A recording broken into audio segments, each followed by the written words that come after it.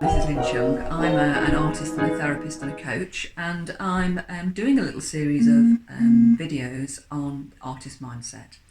I'm using a model from transactional analysis called the ego state model. I am a transactional analyst, I'm a therapist and a coach, and that's the model that I use.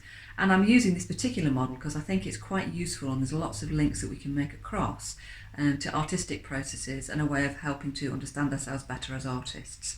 So the two videos that I've done so far are one on the parent, where I link that to the inner critic, and the second was on the adult, which was really about how we can support ourselves better, our positive mindset as artists, if we could do that in a way that's more effective. The one I'm going to do this morning is on child, and this for me is about play and intuition and supporting ourselves.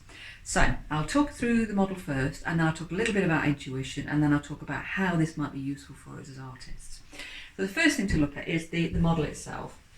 So if you've seen the other two videos, you'll probably already know that this is a model that has three parts to it.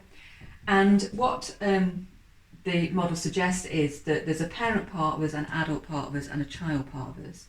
And that each of those parts is a consistent pattern of thinking, feeling, and behaviour. So this effectively is about personality structure. That our personality is structured into three parts: parent, adult, child. And each of those parts is all about thinking, feeling, and behaviour.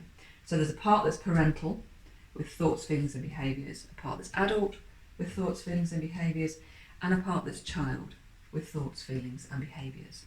Okay. What's also really important to know about child, actually, is that this is where intuition sits. This is where our intuitive sense and our playful sense comes from. And Byrne talked a lot about this, Eric Byrne, who was the guy that developed this model. But what he was saying was it's the early part of us, the very young part of us, that holds the seat of the energy, really, and that is the impulse for intuitive and creative, for intuitive play, and for creativity, which I think is a really great idea. So if we think about that, actually, then that means that this part of us is really important. That it's really important that we pay attention to, listen to, support, nurture, and take care of this part of us. Okay, so that's a little bit about the child and what the child is. So there's a couple of things I wanted to say about this.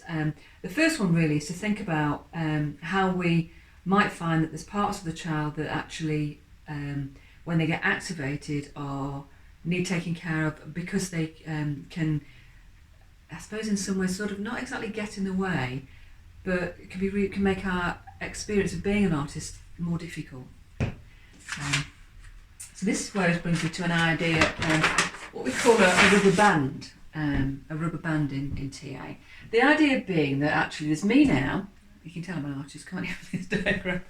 There's me now as an adult, and there's me as I was when I was a child, whatever age it might have been, from sort of really very, very young through teenage years. Okay, and it's a little bit like we're connected by a super stretchy rubber band. From me now through to me in the past. And what can happen, I think, is sometimes, our experiences of children will have been both positive and negative, but unfortunately sometimes it's the negative experiences which can be more at the surface than some of the ones that were more positive. And being an artist, where we are vulnerable sometimes, we're putting ourselves out there, we are showing parts of ourselves, we're wanting to express ourselves freely, sometimes it can make us a little bit vulnerable, and I think then that can trigger experiences from the past where we felt vulnerable and perhaps we felt maybe criticised or not good enough in some way. So I think what can happen is, an example of this might be, perhaps we're at school and we were doing art and somebody said something nasty or critical to us, and we really took it to heart, we felt quite embarrassed and we felt like we weren't good enough. And then, years later, and here's an example of how the rubber band works, we are perhaps exhibiting our art somewhere and somebody, we catch, somebody who's looking at the exhibition and somebody makes a disparaging comment. They just go, I could do that, or that's not very good, or something like that. And in that moment, we both experience the discomfort as an adult, possibly, of feeling criticised, but we also go back to that moment when we were little. And I guess the thing is that when we were little, those feelings felt so much bigger and so much more overwhelming, and the experience was so much more painful because we didn't have the resources to be able to handle that as a small child. So in the present moment as an adult, not only are we feeling, the kind of ouch moment from being criticised, that I put my, lot of work into this and somebody is actually just being critical of it. Not only are we experiencing that, but we're also rubber banding back to when we were a child and experiencing it with the emotions and the thoughts and the feelings of being a child, which means that we don't have the resources to be able to kind of shrug it off and go, well, you know what, everybody's entitled to their opinion, I think it's good work, that kind of more positive inner dialogue that we can get into. So that's one of the ways in which I think it can be really important to notice when something from the past is being activated, for two reasons really. One, that there's probably a child need that's saying, actually there's something in me that is being taken care of in this moment.